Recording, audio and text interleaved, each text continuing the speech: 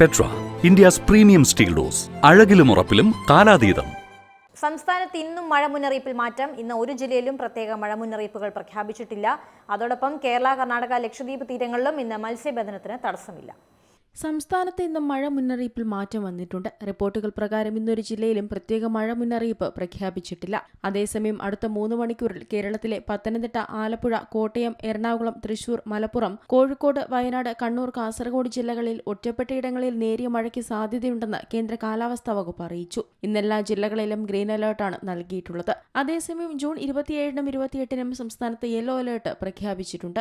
27-ന് മലപ്പുറം, കോഴിക്കോട്, വയനാട്, കണ്ണൂർ, കാസർഗോഡ് ജില്ലകളിലാണ് അലർട്ട് നൽകിയിട്ടുള്ളത്. 28-ന് എറണാകുളം, തൃശൂർ, പാലക്കാട്, മലപ്പുറം, കോഴിക്കോട്, വയനാട്, കണ്ണൂർ, കാസർഗോഡ് ജില്ലകളിലും മുന്നറിയിപ്പുണ്ട്.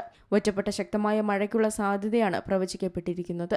അതേസമയം ഇന്ന് കേരള, കർണാടക, ലക്ഷദ്വീപ് തീരങ്ങളിൽ മത്സ്യബന്ധനത്തിന് വിലക്കില്ല.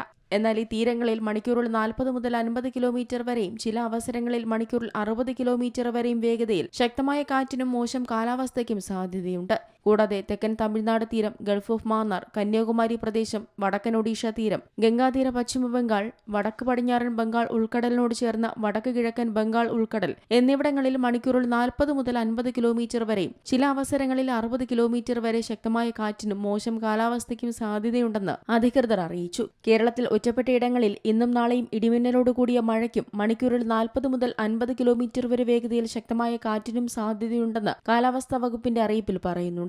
News desk Zee Malayalam news. ഏറ്റവും പുതിയ വാർത്തകളും വിശേഷങ്ങളും വിരൽ തുമ്പിലറിയാൻ സീ മലയാളം ന്യൂസ് എല്ലാ ഡിജിറ്റൽ പ്ലാറ്റ്ഫോമുകളിലും ലഭ്യം.